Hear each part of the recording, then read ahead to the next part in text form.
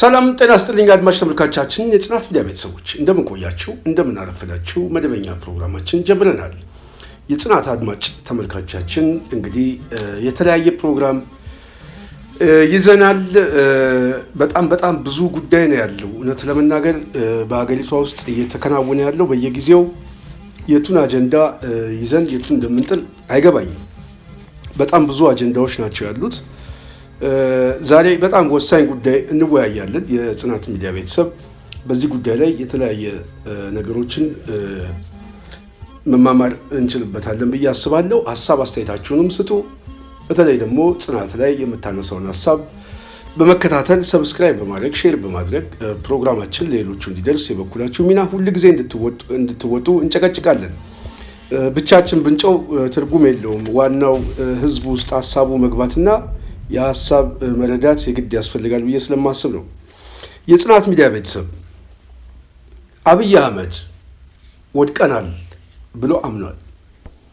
ለፌን አርባ ዋን ብራትን ጨብሱን ባየረኪሳል ለፌ አርባ ጨብሱፍ ነሞን አርባ ጨብሱ በርባደን ጀልቀብ ለፌ አርባ ብራ በርባዱ ለፌ አርባትን ጨብሱ ለፌን ጨብኔ ከነ ጨብሱፍ ለፌ ኬኝክ ፈየደሙን ድርቀማ ዋንቴፍ በረበራን ረኮን ናኖ ኬኘት ኡመተ ኬኘት ሙደቻ ኡመኒ ኬኝ ኡመመ ከነመራ ፈየደሜ ሚሶሙ ጅጅረሙ ሶቀቡ ወድቀናል። ስለዚህ ቢላ ይዘው የመጡብን ዞኖች አሉ። ቢላ ይዘውብን የመጡትን መደገፊያ ያስፈልገኛል። ወድቅ ያለው አብይ አህመድ ነው። እኔ አልተናገርኩትም። አብይ አህመድ አሊ የተናገረው ነው። ስለዚህ እኛ የምንናገረው ነገር ሁሉ አብይ አህመድ ምን እያለ ነው? ወድቀናል። ዞኖች እየመጡብን ነው። ስለዚህ ቢላ ይዘው እየመጡ ያሉ ዞኖችን መከላከል የምንችለው በዞን አጥንት ነው። ወድቀናል፣ አድኖኝ እያለ ነው። ምንድን ነው ይሄ ጉዳይ? ከምን እንድምታ ነው? የት ነው ይሄን ያለው? ከዚህ ጋር የተያያዘ የፖለቲካ እንድምታዎቹ ምን ይመስላሉ ምናምን የሚለው በደንብ ተንትንን እናስረዳቸዋለን ብዬ አስባለሁ። ስለዚህ ይህንን ሚዲያ እችን የጽናት ሚዲያ በተለይ ዝግጅታችንን እየተከታተላችሁ ሀሳብ እየሰጣችሁ ሌሎችን በማዳረስ ሚናችሁን ከተወጣችሁ ብዙ ቁም ነገር ታገኛላችሁ። የጽናት ሚዲያ ቤተሰብ ከዛ በፊት በጣም አስገራሚ እጅግም አነጋጋሪ የሆነ በተለይ በሶሻል ሚዲያ ላይ ብዙዎችን ያስቆጣ ጉዳይ ሆኖ አይቼዋለሁ። እኔም በተወሰነ መልኩ ሶሻል ሚዲያ ላይ እንደዚህ ብዬ ጽፌ ነበር። መዝግበው ዛሬ ነገ ነው፣ ነገም ዛሬ ነው። በብራና ጽፈህ ለታሪክ አኑረው። መዝግበው ለተደፋው ካሳ ለነገ ፍርድ አለው። እናማ ግድ የለም በደሉን መዝግበው ለታሪክ አኑረው። ይህ በአንድ ገበሬ ቤት ውስጥ የአብይ አገዛዝ ሰራዊት ገብቶ እህሎችን እየቀደደ እየተሳለቀ ሜዳ ላይ ሲበትነው የሚያሳይና የፋኖ ኃይሎች ህዝባዊ መሰረታቸውን አንግበው እያጨዱ እየወቁ ከህዝባቸው ከገበሬው ጎን መሆናቸውንና በሁለቱ መካከል ያለ የዓላማ ልዩነት በተወሰነ መልኩ ለማሳየት ነው። እንደዚህ አይነት በደል ኢትዮጵያ ውስጥ እየተፈጸመ ነው።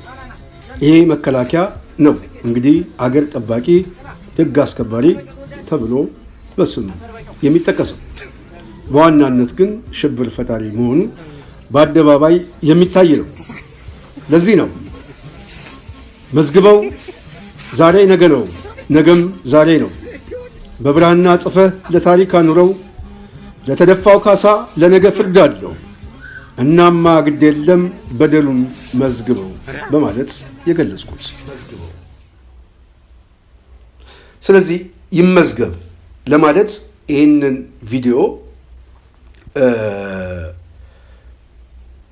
ይቀመጥ።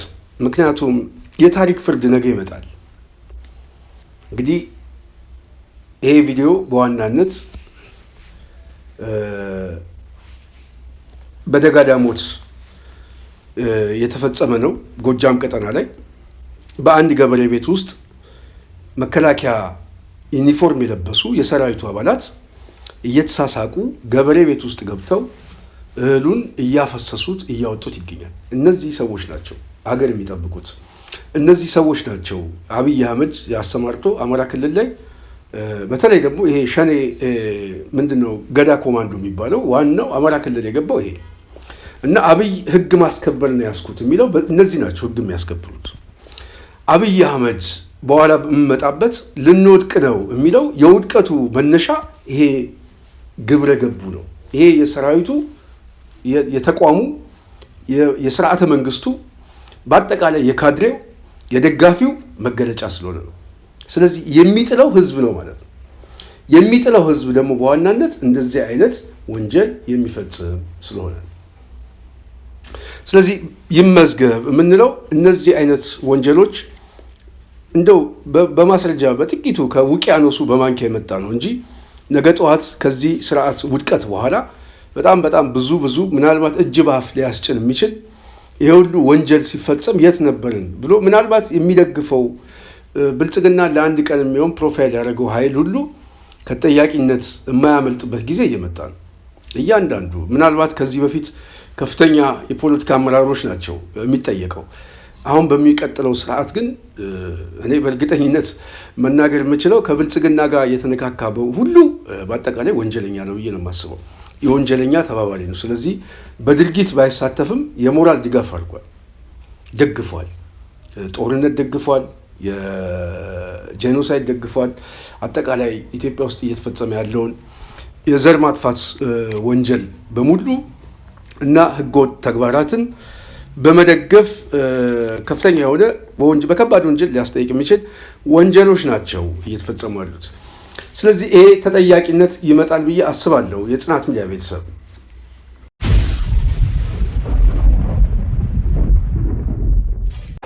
ሌላው የጽናት ሚዲያ ቤተሰብ በጣም አጭር መረጃ አድርጌ ግን ሌላ ቀን የምመጣበት ጉዳይ አለ ብዬ አስባለሁ። በተለይ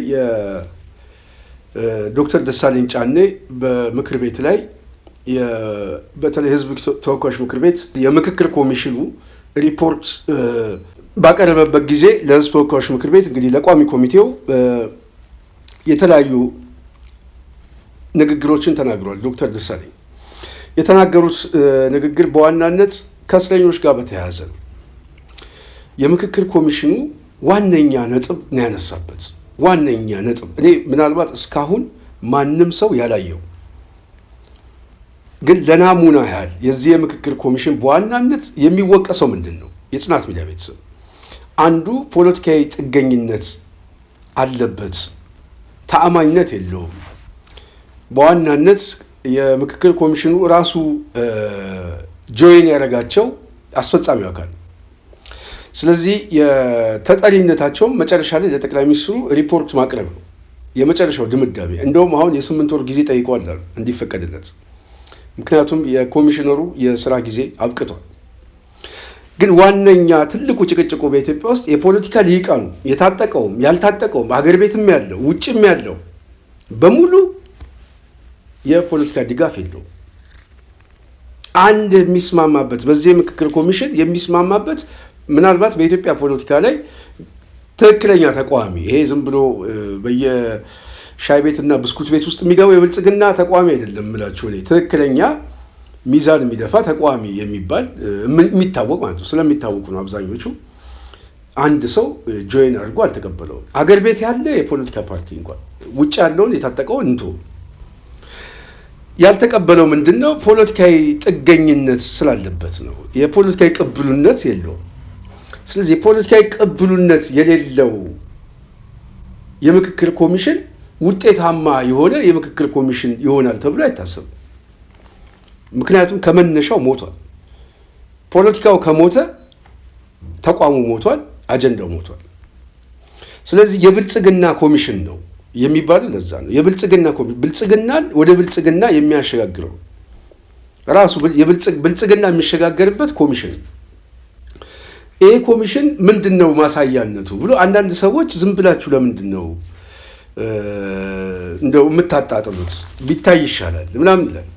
ማሳያዎቹ ዋነኛው እንደው ትንሽ በባሊ ውስጥ ያለች ጠብታ ትንሽ ማሳያ ፖለቲካዊ ገለልተኝነቱና ተጽዕኖ ፈጣሪነቱ ወይም ደግሞ ለሚያመጣው አጀንዳ ሐቀኛ የህዝብ አጀንዳን ወደ አደባባይ እንደሚያመጣ ለማሳየት የፖለቲካ እስረኞች እንኳን ቢያንስ ለዚህ ስራ እንቅፋት ይሆኑብኛል፣ ስለዚህ ወደ ስራ ከመግባቴ በፊት የህሊና የፖለቲካ እስረኞች ይፈቱ ብሎ ለአስፈጻሚው አካል ሪፖርት አላቀረበም።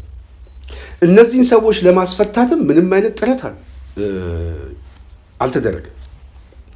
ስለዚህ ዶክተር ደሳለኝ የጠየቀው አንዱ ይሄን ነው። የምክክር ኮሚሽኑ ቢያንስ እስረኞች እንዲፈቱ ምን አይነት ጥረት አድርጓል? ሁለተኛ ሞከራችሁስ? ካልተሳካላችሁ ይሄንን ጉዳይ ለህዝቡ በግልጽ አሳውቃችኋል ወይ? ለማሳወቅስ አልፈለጋችሁም ወይ? እንደው በተወሰነ መልኩ ማሳያ እንኳን ይሄ ምክክር ኮሚሽን እንደው ውጤታማ ነው ሊያስብሎ የሚችል ነገር እንኳን ቢያንስ የታሰሩትን ሰዎች እንኳን እንዲፈቱለት ፖለቲካዊ እስር ስለሆነ፣ ምክንያቱም ፖለቲካዊ እስር ነው። እነዚህ ሰዎች ታንክ መድፍ ይዘው አልታሰሩም፣ በውጊያ አልታሰሩም። የታሰሩት የፖለቲካ ሰላማዊ የሆነ አንዳንዱ እንደውም ከምክር ቤት ሁሉ ታፍሶ ይመጣሉ። 3 ዓመት ሙሉ እስር ቤት ናቸው። ስለዚህ በጣም በርካታ የሆኑ ይሄን ያህል እንደ ቁጥራቸውን ማሳየት እንችላለን። ይሄ ሁሉ የአማራ ተወላጆች ናቸው። ሌላው ዋነኛ ነጥብ እዚሁ ላይ አብሮ አያይዞ ዶክተር ደሳለኝ የተናገረው የታሰሩት እዚህ ውስጥ የትግራይ ተወላጆች የሉም፣ የኦሮሞ ተወላጆች የሉም፣ ፖለቲከኞች የሉም። ሰው ግድ ይታሰር በብሔሩ እያልኩ አይደለም፣ ግን የፖለቲካ እስረኛ የተባሉ ሰዎች በዛ አካባቢ ሊቃን የለም። በተለየ መልኩ አማሮች ላይ ታርጌት የተደረገው አንዱ የፖለቲካ እስር ማሳያም ስለሆነ ነው። ስለዚህ የጽናት ሚዲያ ቤተሰብ ዶክተር ደሳለኝ ጫኔ ከተናገሩት ላይ በጥቂቱ እንስማቸውና ወደ ነጥባችን እንመጣለን። ከዛ በፊት ግን የጽናት ሚዲያ ቤተሰብ የምክክር ኮሚሽኑ አንድ ጉዳይ ተናግሯል። በጣም ስላቅ ይሆን እኛ አክቲቪስት አይደለንም። ስለዚህ እኛ አክቲቪስት አይደለንም የሚል ስላቅ ነው የተሰጠው። ለጥያቄው ማጣጣል ብልጽግናዊ የካድሬ መልስ ማለት ነው። አንድ የምክክር ኮሚሽን ተአማኝነቱን ሊያስገምተው የሚችለው ከዚህ ውጭ ምንም የለም። የህዝብን አጀንዳ ነው ያስኩት የሚል ኮሚሽን፣ ገለልተኛ ነኝ የሚል ኮሚሽን ገለልተኝነቱ የሚታየው መጀመሪያ ወደ ምክክር ከመግባቴ በፊት በፖለቲካ የታሰሩ የህሊና እስረኞች ይፈቱ፣ የፖለቲካ ስፔሱ ይከፈት፣ እኛ የተለያዩ አካባቢዎች ላይ ተንቀሳቅሰን ይሄንን ለመስራት እነሱ ካልተፈቱ እንቸገራለን። ይሄንን ጠይቆ ደግሞ ካልተሳካለት ይሄን ጥያቄ ጠይቀን ነበረ አልተሳካለንም። ስለዚህ ምን እናደርጋለን? ወይ ገለልተኛ አለመሆናቸውን የሚያረጋግጡ ከሆነ ሬዛይን ማድረግ ነው፣ መልቀቅ ነው። ካልሆነ ለህዝቡ ማሳወቅ ነው። ምክክር ኮሚሽኑ በዋናነት የሚያስፈልገው እውነተኛ የሆነ ትራንዚሽን እናመጣለን የሚል ከሆነ እውነተኛ ትራንዚሽን ሊመጣ የሚችለው መጀመሪያ ገለልተኛ ሆነው ሲታዩ ነው። እሱም ደግሞ በሀገሪቱ ውስጥ ያለው የፖለቲካ አለመረጋጋት ቀውስ ሊፈታ የሚችልበት መጠነኛ ማሳያዎች አንዱ አገዛዙ እጅ ላይ ያስቀመጣቸው የፖለቲካ እስረኞች ናቸው። ጠበንጃ የያዘውን ሄጄ አስማማለሁ ምናምን ከማለቱ በፊት ክርስቲያን ታደለ፣ ዮሐንስ ቦያለውን፣ ዶክተር ካሳን እስቲ ማስወጣት ያልቻለ የምክክር ኮሚሽን ይሄንን ነው ዶክተር ደሳለኝ ያጋለጠው። ይሄንን ሲያጋልጣቸው የሰጡት መልስ ግን እኛ አክቲቪስት አይደለንም፣ የካድሬ መልስ። ስለዚህ ለዚህ ነው ይሄ ምክክር ኮሚሽን ፌል አድርጓል፣ ሞቷል፣ ተቀብሯል። አሁን ከብልጽግና ውድቀት በኋላ አብሮ የሚሞት ተቋም ነው። ስማቸውን አቆሽሸው፣ ታሪካቸውን፣ መነሻቸውን አቆሽሸው ምናልባት የብልጽግና ካድሬ ሆነው መቆጠር በጣም የሚያሳፍር ሰው ነው። አንቱ የተባሉት ሰዎች አንተ ተብሎ መሞት በጣም እና በዛ ደረጃ ናቸው ስብስቡ ማለት ነው። ለማንኛውም ዶክተር ደሳለኝ የተናገረው በተወሰነ መልኩ እናሳያችሁ። በርካታ አማራዎች በፖለቲካ አስተሳሰባቸው፣ በማንነታቸው ታስረው ለረጅም ጊዜ በእስር ቤት እየተንገላቱ ነው። እነዚህ ደግሞ ተራ ዜጎች አይደሉም። ማህበረሰቡ ጉልሃን ብሎ የሚለያቸው፣ ማህበረሰቡ ልሂቃን ብሎ የሚያስቀምጣቸው የሐሳብ መሪዎች ናቸው። የፖለቲካ መሪዎች፣ ጋዜጠኞች፣ አክቲቪስቶች ናቸው። የህዝብ ተወካዮችም አሉበት፣ የተመረጡ የህዝብ እንደራሴዎች። እነዚህ እንዲፈቱ በእናንተ በኩል ጥያቄ አቅርባችሁ አስፈጻሚው አካል ምንም ያደረገው ነገር የለም። ይህንን ግን አሰርቲቭ ሆናችሁ በእናንተ በኩል ለሚዲያዎችም ለኢትዮጵያ ህዝብም ስታሳውቁ ላይ መንግስትን ይህን እንዲያደርግ ጠይቀን ለምክክር ሂደቱ እንዲያግዘን ይህን ጥያቄ አቅርበን በመንግስት በኩል ትብብር አላገኘንም ብላችሁ ስትገልጹ አልሰማም። ከገለጻችሁትም በለሆሳስ ነው የምትገልጹት። እና አሁንም ቢሆን እኔ ከመጀመሪያው ይህን ሂደት ከመደገፍ ተነስቼ አሁን ኢንዲፈረንት የሆንኩበት ሂደት ነው። ኦልሞስት ስሜት አልባ ነኝ። በዚህ ሂደት የሀገሪቱ ችግር ይቀረፋል የሚለው ተስፋዬን አጥቼበታለሁ፣ ባለው ሂደት ገምግሜ አይቼው ማለት ነው። አሁንም ግን እየቀረቡ ያሉ በእናንተም በኩል በተወያዮችም በኩል የቀረቡ ጥያቄዎች በደንብ ጎልተው ለኢትዮጵያ ህዝብ መገለጽ አለባቸው ብዬ አስባለሁ። አሁን ባይዘወይ ሌሎች ህዝቦች ልሂቃን ታሳሪዎች የላቸውም። ክቡር ኮሚሽነር ለመረጃዎት ያክል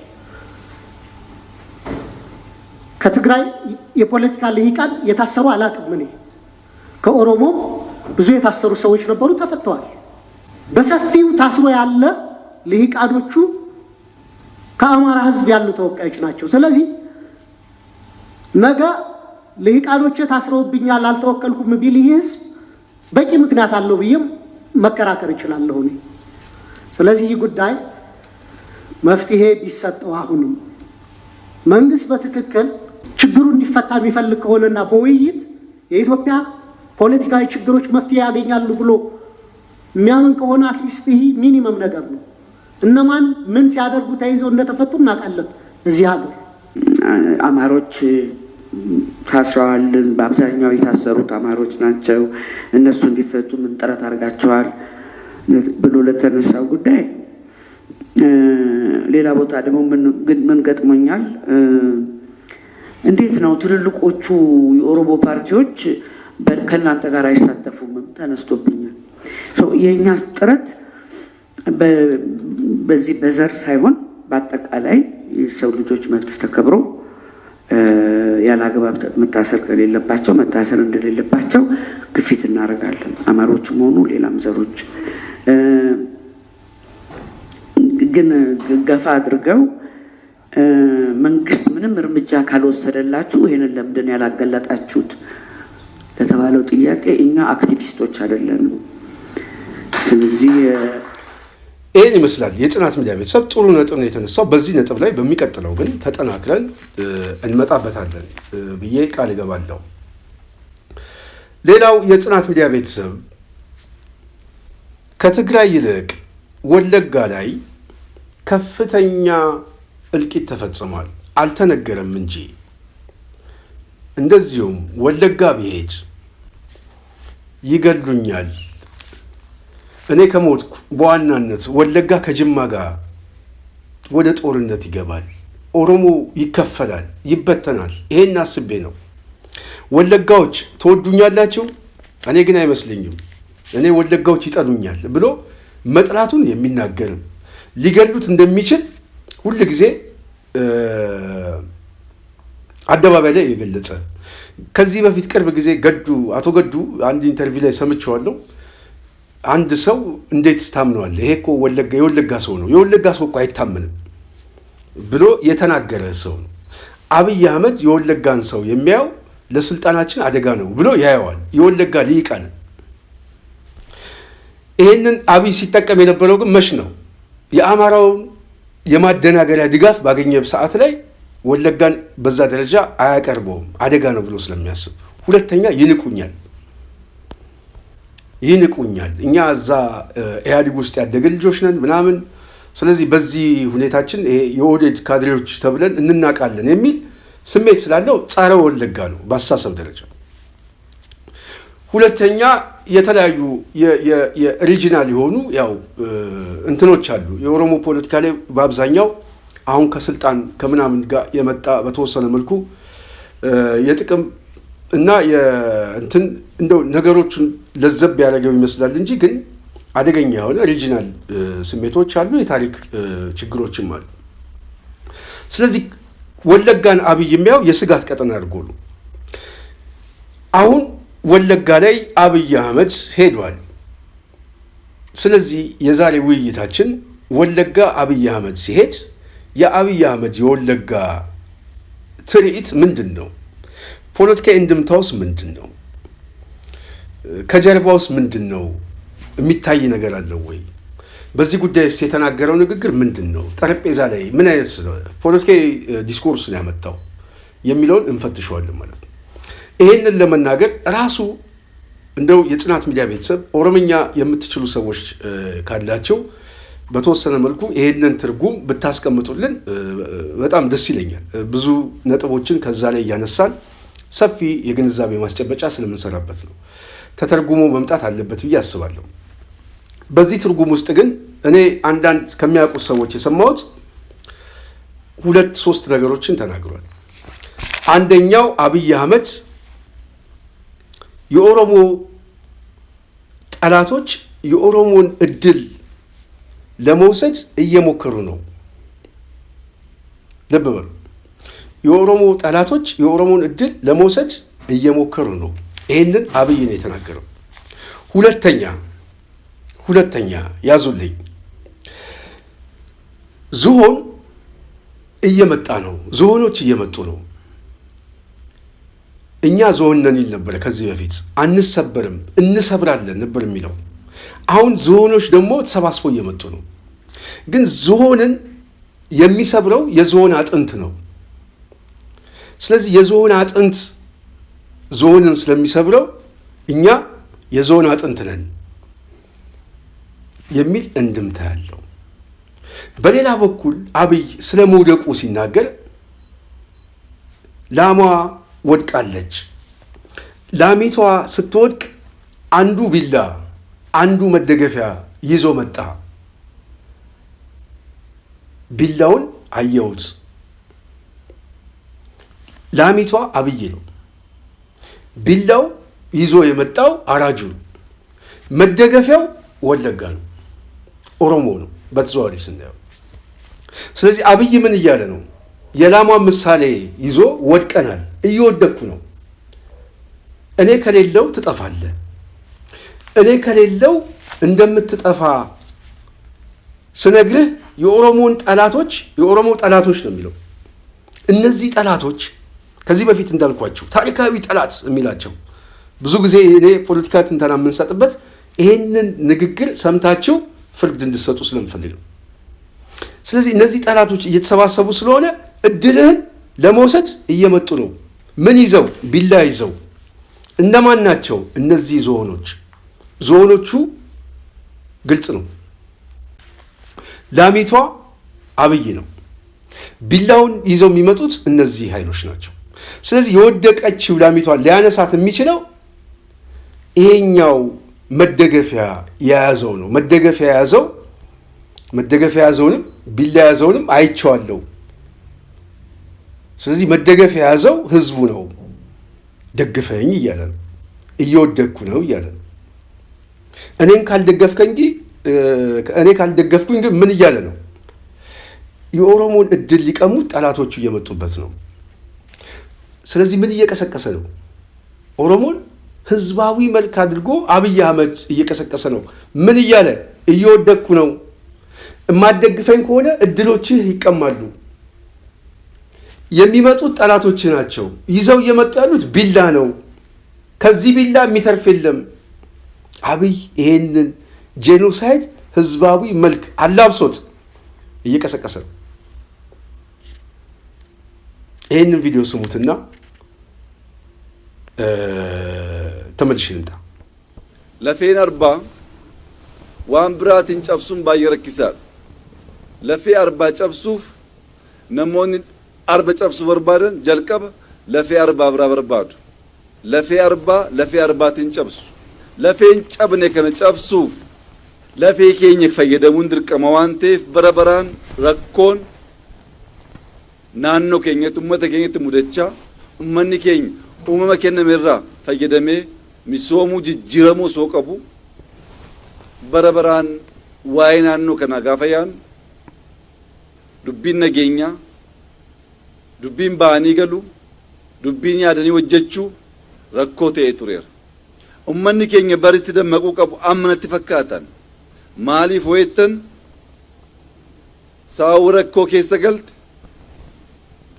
ከናልቤን ነትፊጌፍ ከኖርዳ ነትፊጌ አርጌ ጀት ረኮ ከሰጅሩ ጀለኒ ወር አልቤን ነትፊጋ ጅረንከን ማል በርባዳ አከጀው በተኒ አኩማ ቦቲን ከዩኒቨርሲቲን መሪፍ መረባን ዱቢ ከኒ ኑጋ ሚሶመን ወያ ጨራ አርገነ ከነ በሌሱ ሂንቀብኑ ወልመንጫሱ ወለጄሱ ወልጥቄሱ ወልጨብሱ ኑጋ። ስለዚህ የጽናት ሚዲያ ቤተሰብ አብይ አህመድ ከዝሆኑና ከቢላው ጋር ከኦሮሞ እድል ጋር እንደዚሁም ወለጋ ላይ ሄዶ አሁን የወለጋን ህዝብ ለመቀስቀስ የፈለገበት እንድምታ ፖለቲካዊ እንድምታው ምንድነው ለሚለው ጽናት ሚዲያ በደጋጋሚ ጊዜ የምትናገረው ማስታወስ በቂ ዋነኛ ነጥባችን ምንድነው የምንለው አብይ አህመድ ይሄ ሰሜናዊ ትርክት እየመጣበት ከፍተኛ የሆነ ወታደራዊና ፖለቲካዊ ጉልበት ያለው ኃይል ነው። ይሄንን ኃይል መቋቋም አይችልም።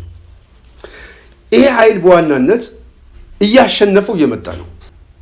ይሄ ኃይል እያሸነፈው ሲመጣ የጽናት ሚዲያ ቤተሰብ ሁሉ ጊዜ እንደምንለው አብይ ህዝባዊ መልክ ይወስደዋል። የኦሮሞን ህዝብ ቀስቅሶ ህዝባዊ መልክ አድርጎ ይህንን ጦርነት የማሸነፍ እድል ካገኘ ዞኖች ነን እኛ አንሰበርም የሚል የተራዘመ የስልጣን ባለቤት ለመሆን፣ ከተሸነፈ ግን እድሉ ያንተ ነው፣ እድሎችህን ሊቀሙ ነው፣ ቢላ ይዘው ዞኖች እየመጡ ስለሆነ ራስህን ተከላከል በሚል ህዝባዊ መልክ ያደርገዋል።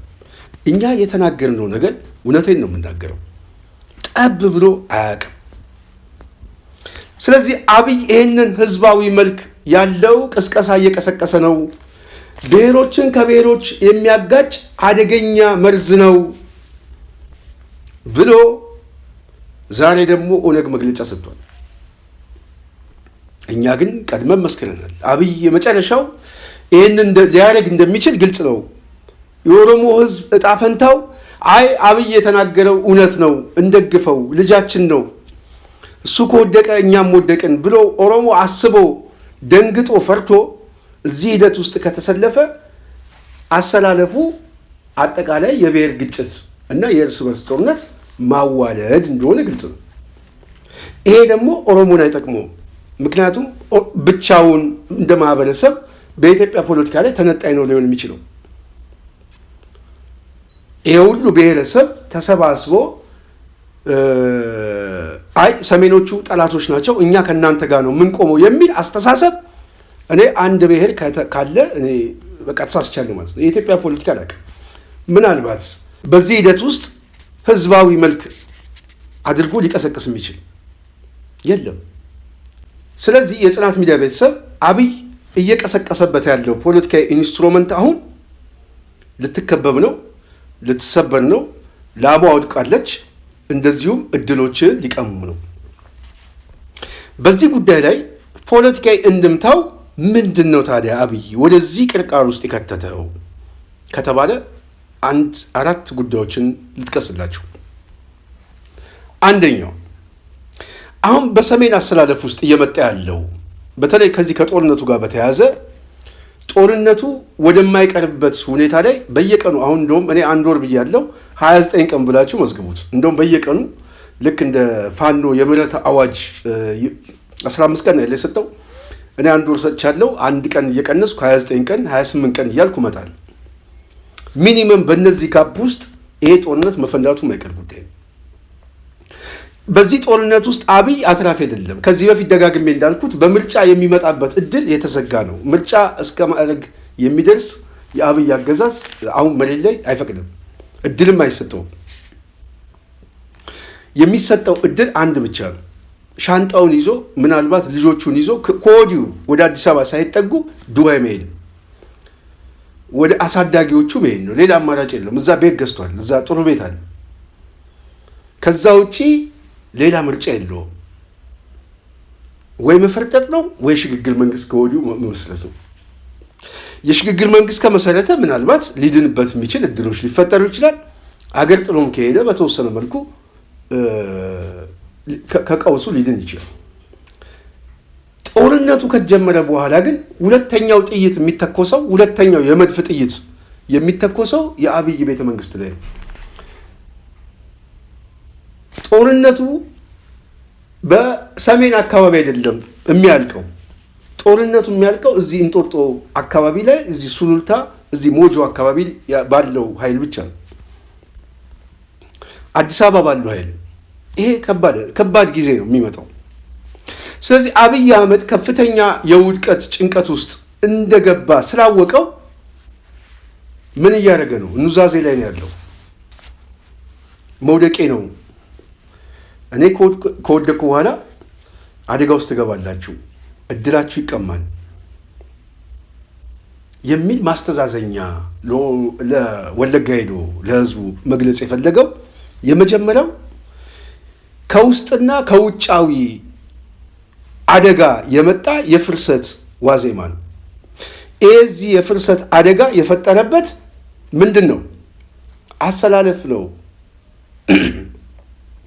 ወለጋ አሁን ወደፊት ለማምጣት አብይ እየፈለገ ነው። በውስጥ መዋቅር በተለይ ይሄ ከታዬ ጋር ከምን ጋር የሸዋ ፖለቲካ እየተገፋ ነው። ስለዚህ ወለጋ አካባቢ በተወሰነ መልኩ መያዝ የሚፈለገው ወለጋ የፖለቲካ የስበት ማዕከል እናደርጋቸዋለን፣ ስልጣኑም እናካፍላለን፣ ሀሳብም እቀበላለሁ፣ ምንም ችግር የለውም። እኔ እኮ ፋቅ ስታደርጉኝ እኮ ያው ተገንጣይ ብሔርተኛ ነኝ፣ እናንተ መጀመሪያ አልነቃችሁም አላወቃችሁም እንጂ የሚል አስተሳሰብ ነው። ስለዚህ ወለጋ አንዱ የሄደበት ምክንያት ከውስጥና ከውጫዊ አስተላለፍ የመጣ አደገኛ ሽኩቻ ነው። ስለዚህ ወለጋ መሳብ ተፈልጓል። ሁለተኛው መጡብን፣ ተሰባሰቡ። ቅድም ያልኳችሁ የዞኖቹ ምሳሌ አንዱ ይሄ ነው። ዞኑን በዞን አጥንት እንውጋው ሲል ዞኖቹ ተሰባሰቡ፣ እየመጡብን ነው። ስለዚህ ዞኖቹ እየመጡብን ነው ተሰባሰቡ ይልና አብይ እኛስ ነው፣ እኛስ ምን እንጠብቅ ነው። ስለዚህ ዞንን ለመስበር የዞን አጥንት ስለሚያስፈልገን እኛ ደግሞ ዞን ነን፣ አጥንት ነን። ስለዚህ ይሄንን ዞን ለመስበር ጦርነት ውስጥ ግባና ተሰለፍልኝ እያለ ነው። አሊያንስ እንፍጠር እያለ ነው። ትብብር እንፍጠር እያለ ነው። ሸኔ የሚባል የለም፣ ሸኔ ቤተ መንግስት ገብተዋል፣ እኛ ነን ሸኔዎቹ። ስለዚህ የሸኔ አጀንዳ ምናምን አትበል፣ በቃ አሊያንስ እንፍጠርና ዞኑን እንስበረው። ስለዚህ ምን እያለ ነው? ህዝቡ የውጊያ እና የዘመቻ የክተት አዋጅ እንዲጠራለት እየፈለገ ነው። መደበቂያ እያደረገው ነው። ስለዚህ መጡብን ሰሜኖቹ፣ እንምጣባቸው እኛም ተሰባስበን የሚል ሁለተኛው መልእክት ነው። ሶስተኛው የጋራ ስኬት ወይ የጋራ ውድቀት የሚል። የጋራ ስኬቱ ምንድን ነው? እድሎች አሉን ነው። ኦሮሞ ቅድም እንዳልኳቸው እድሎች፣ የኦሮሞ ጠላቶች የኦሮሞን እድል ለመውሰድ እየሞከሩ ነው፣ እየመጡ ነው፣ እየተሰባሰቡ ነው፣ ቢላ ይዘዋል። ስለዚህ አንተ መደገፊያዬ ነህ፣ ደገፍ አድርገኝ እያለ ነው። ስለዚህ የጋራ ስኬታችን እድላችን ነው። አሁን ስልጣን ላይ ነው ያለ ነው። አብይ ነው ስልጣን ላይ ያለው። አብይ አህመድና ኦህዴድ ውስጥ ያለው ኃይል ነው። አብዛኛው ኦሮሞ ከእጅ ወዳፍ የሚኖር እንዳለ በኢትዮጵያ ፖለቲካ ውስጥ ምንም ጥያቄ የለውም። ምንም ይሄ የሚያጠራጥር ይሄንን አደጋ እንኳን ማንበብ የማይችል ግራ ቀኙን የማያውቅ ብዙ አለ። ብዙ ግን አብይ ምን እያደረገው ነው? ስኬታማ ሆነሃል፣ እድሎች እጅ ላይ ጨብጠሃል እና ይሄንን እድል እናስጠብቀው። ይሄ እድል የጋራ ስኬታችን ነው። የጋራ ስኬታችን የምናሳካው በጋራ ነው። ስለዚህ የጋራ አሰላለፍ ሊኖረን ይገባል። አንድ ጥያቄ ነው። ደግፈኝ፣ ስልጣኑ እጄ ላይ ነው ያለው፣ የኔ ስልጣን ያንተ ስልጣን ነው፣ አሁን በስልጣን ላይ ተጠቃሚዎች ነን፣ መሬቱንም ባንኩንም መሳሪያውንም ይዘናል፣ ተረኞች ነን፣ ገዢዎች ነን። ስለዚህ ይሄን አውቀ ደግፈኝ፣ በጦርነቱ ላይ ተሳተፍና ሙትልኝ፣ የኔን ስልጣን አድን እያለው ነው። ይሄ ከስኬት የሚመጣ ነው። እሱ ስኬት ብሎ የሚያየው ማለት ነው። ኦሮሞ ሲሞትለት ስኬቱ ነው። ውድቀቱ ግን ካልሰማውን፣ ካልሰማኝ ደግሞ ትወድቃለህ። ካልሰማኝ እኔን ልክ እንደ ላሟ ምሳሌ ነው የሰጠው። እኔ ላሟ ነኝ፣ ወድቄያለሁ። ላሟ ደግሞ ከወደቀሽ ምን ይዘው እየመጡ ነው የሚለው። ይሄ ከባድ ለብልጽግና አባላት ትልቅ መርዶ ነው የምነግራቸው። ቢላ ይዘው እየመጡብኝ ነው።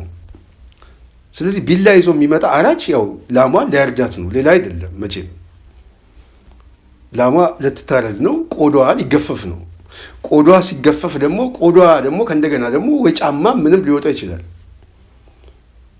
በቆዳዋ ራሱ ጥሩ ጫማ ሊወጣ ይችላል፣ ሊረገጥ ይችላል። ስለዚህ አብይ ምሳሌ የሚያመጣው ይሄ ነው።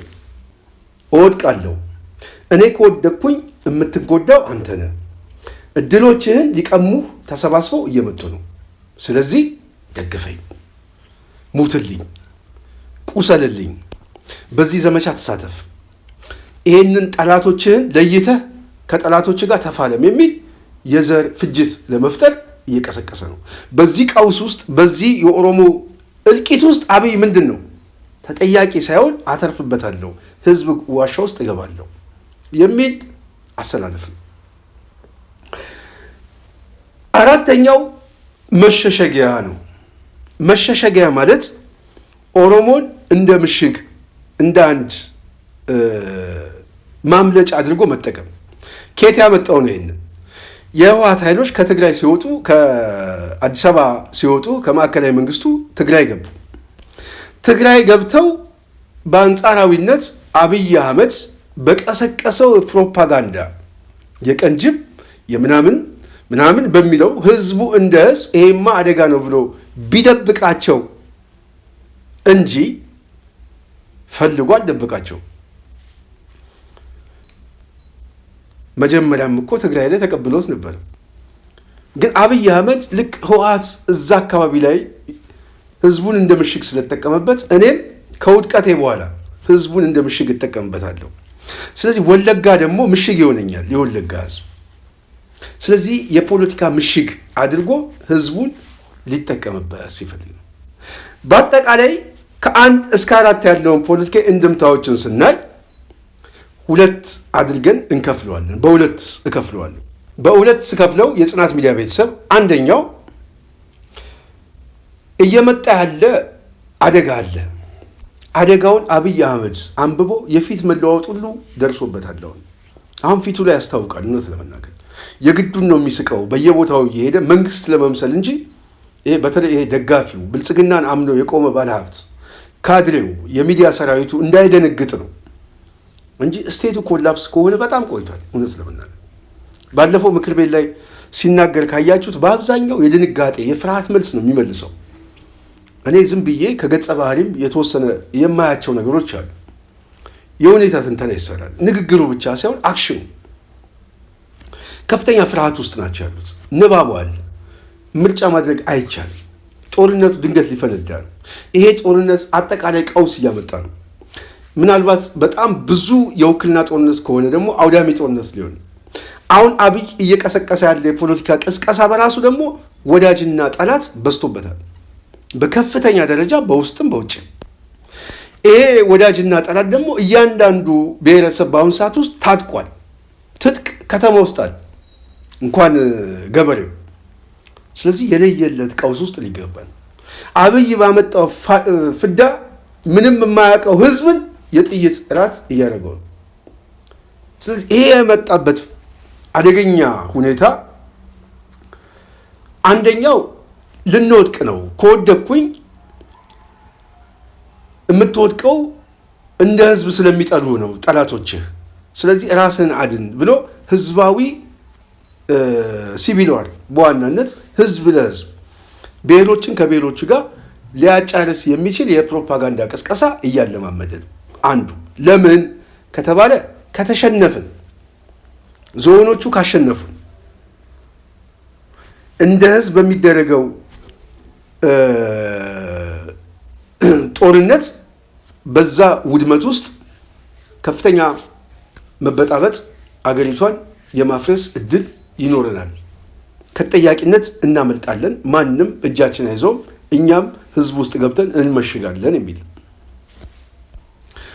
ሁለተኛው እድል ነው። ሁለተኛው እድል ምንድን ነው? ጦርነቱን በኦሮሞ ልጅ ወጣት ደም ልክ የትግራይ ኃይሎችም ህዝባዊ የሆነ ጦርነት እንዳደረጉት ሁሉ ህዝባዊ በማድረግ አሁን ያለውን ይሄ የዞኖች አሰላለፍ መጡብን የሚለው መመከት ነው። ይህንን መክተን የምናሸንፍ ከሆነ ግን የተራዘመ ስኬት እናገኛለን። የተራዘመ የስልጣን ባለቤት እንሆናለን። የተራዘመ የሀብት፣ የስልጣን፣ የተሰሚነት ባለቤት እንይዛለን። ታሪክ እንጽፋለን። ስለዚህ ይህንን ዞን በዞን አጥንት መስበር አለብን፣ መውጋት አለብን የሚለው አብይ በሁለቱም ስናየው ለስልጣኑ መጠበቅ የሚያደርገው መፍጨርጨር። እኛ ከዚህ በፊት ምንድን ያለው ይሄ ጦርነት አብይ የሚፈልገው ለስልጣን ነው። ተሰባሰቡብን፣ መጡብን፣ ከስልጣን ልገፋ ነው። በዚህ በኩል የምርጫ ጦስ አለ፣ በዚህ በኩል የኤርትራ ጉዳይ ምናምን ተቃዋሚዎች እየረዳሽ ነው፣ ፋኖ ተጠናክሮ እየመጣ ነው፣ የትግራይ ኃይሎችም ጦርነት ሊጀምሩ ነው። ስለዚህ ይሄ አሰላለፍ ደግሞ ጥምረት ከፈጠረ ወደኛ ከመጡ ምንድን ነው የሚለው አደጋ ውስጥ እንገባለን። ስለዚህ ምን ያድርግ? ጦርነት የምጀምረው ከዚህ ለመውጣት ነው፣ ብሔራዊ ስሜት አድርገን እናስቀይሰው የሚል የትኩረት ማዛባት ዋነኛ ግቡ ግን የስልጣን እንደሆነ ጠቅሰነዋል። ወለጋ ላይ ሄዶ ለህዝቡ የተናገረው ይሄንን ነው። ስልጣን ይዘናል፣ ይሄ ስልጣን ከእጅ ሊወጣ ነው፣ እድሎችን ሊበላሹ ነው፣ ስለዚህ እንመክታቸው ነው እንጂ ወደብ እናስመልስ አላለም። የጽናት ሚዲያ ቤተሰብ ብሏል። ምናልባት ኦሮመኛ የምትችሉ ሰዎች አስተርጉማቸው አምጡልን። የወደብ ጥያቄ ይገባናል ብሏል። ኤርዶጋን የወደብ ጥያቄያችን የሉዓላዊነት ጥያቄያችን ምናምን ብሎ ሲጠይቀው የወለጋን ህዝብ ጠይቆታል? አልጠየቀውም። የሉዓላዊነት ጉዳይ ጠይቆታል?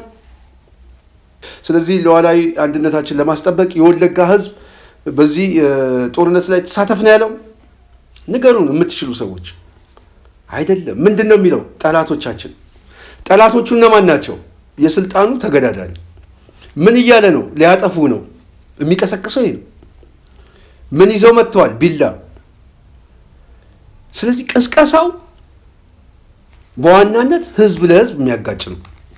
ቅስቀሳው ከስልጣን ጥቅም አኳያ እንጂ ከወደብ ጉዳይ አይደለም፣ ከሉዓላዊነት ጉዳይ አይደለም። ኤርትራ መጣችብንም አላለም። ተሰባሰቡ ጠላቶች ነው የሚለው። ጠላት የሚለው ሰሜናውያን ነው። ከዚህ በፊት እኛ የምንለው ደጋግመን ጠላት የሚለውን ህዝብ ለማጥፋት ነው፣ ከፍላጎት የሚመጣ ጦርነት ነው። አንዱ ይሄ አካባቢ ይሄ ካታጎሪ በአብይ የፖለቲካ ናሬቲቭ የጠላት ካታጎሪ ነው። ይሄ የወዴድ አስተሳሰብ ነው። የአብይ ብቻ አይደለም፣ የኦሮሞማ አስተሳሰብ ይሄ። ስለዚህ ከጠላቶች ለማዳን ተሰለፍ ነው እያለ ያለው። የወደብ ጉዳይ እናስመልስ፣ የኢትዮጵያ አንድነት ጉዳይ እናስጠብቅ አላለም። ወለጋ ሄዶ እንደዛ አልተናገረም። ጥያቄ እንመልሳለን ሲል እኛ ልንገነጠልም እንችላለን፣ ስለዚህ አሊያንስም እንፈጥራለን፣ የስልጣንም እናካፍላለን፣ ግን ከኔ ጋር አብረ ሞት እያሉ የወለጋ ህዝብ ይሞታል ወይ? እኔ አሁን የምንጠይቀው የኦሮሞ ሊቃን ከአብይ ጋር ይሞታል ወይ? አብይ እየተቀበለ ባለበት መቃብር ላይ ፍቅር እስከ መቃብር ነው ብሎ የኦሮሞ ህዝብ ከአብይ ጋር ይሞታል ወይ? መንግስቱ ኃይለማርያም ኦሮሞ ነው። መንግስቱ ዚምባብዌ ሲገባ ኦሮሞ ዚምባብዌ አልገባም። የኦሮሞ ህዝብ እዛው ሀገሩ ላይ ተቀምጧል። መንግስቱ አገር ጥሎ ሄዷል። ብሔር ከሆነ ኦሮሞ ነው። አብይ ኦሮሞ ነው ማለት ኦሮሞ አምባገነን ነው። ኦሮመኛ ቋንቋ የሚናገር ገዢ ቢሆንም የኦሮሞ ህዝብ ገዛ ብሎ የተከራከረኝ። ኦሮመኛ ጥቂት ቡድን የሚናገሩ ኃይሎች ግን በስልጣን ላይ ገዝተዋል ነው የፖለቲካ ትርክቱ። ይሄ ለውጥ 4 ኪሎ ያለውን ኃይል መንቀል ነው እንጂ ኦሮሞ መንቀል አይደለም። የ4 ኪሎ ኃይል ለኢትዮጵያ ሕዝብ ስጋት ነው።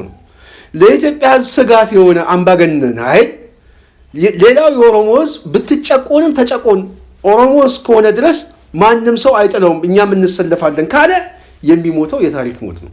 የሚሞተው የሽንፈት ሞት ነው። ሊልም አይችልም፣ ሎጂክም አይደለም። ስለዚህ ኦሮሞ ምን አግብቶት ነው ለአብይ የሚሞተው? ምን አግብቶት ነው አንድ ልጁን የሚሰጠው እየሞተ እየወደቀ ባለ ኦሮሞ ላይ? ስለዚህ ወለጋ ጎመን በጤና እዛው ራስን ቻል ሄደህ አሁን ኦሮሞ ላይ ወለጋ ላይ ሄደህ ሊቀሰቅስ የፈለግከው እናቃለን እያሉት ነው ደግሞ ሊቃኑ። ራስን ቻል። ይሄ ትክክለኛ ጥያቄ ነው። ራስን ችለህ ውደቅ፣ እኛ ጋር አትምጣ። እኛም የነፃነት ጥያቄ አለን። እንደውም ህዝባዊ መልክ ለመስጠት ምን አለ ኦነግ?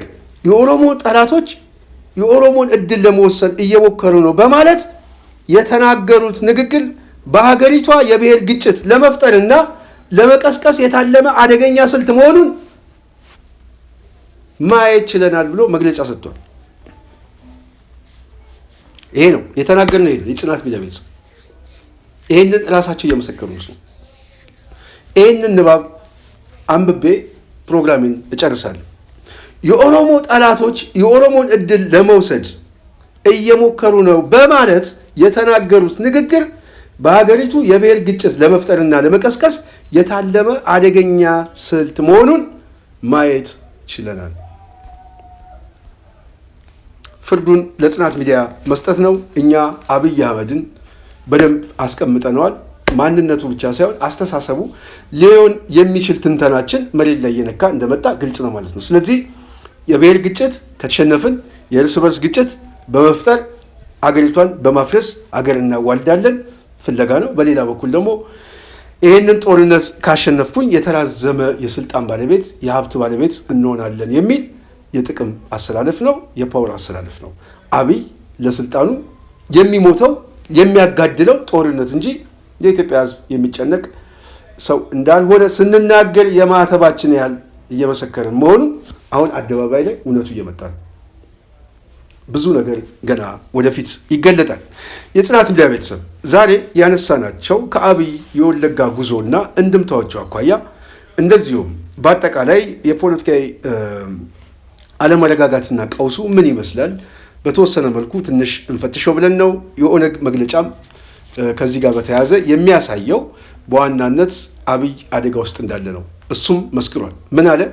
ሞቻለሁ፣ ላሟ ወድቃለች፣ ቢላ ይዘው እየመጡ ነው። አብይ አህመድ ነው ይህን ያለው። የብልጽግና ደጋፊዎች አብይ አህመድ አሊ ወድቅ ያለው እያለ ነው። እናንተስ የት ትሄዳላችሁ ነው አሁን የእኛ ጥያቄ። ደጋፊው ይሄ ሚዲያ ላይ የሚጮህ ካድሬው ይሄ 2-3 መንግስት እየቀየረ ሆዱ እስከሞላ ድረስ ትንታኔ የሚሰጠው የት ነው የሚሄደው ነው? ነገም ተንታይ ሊሆን ነው።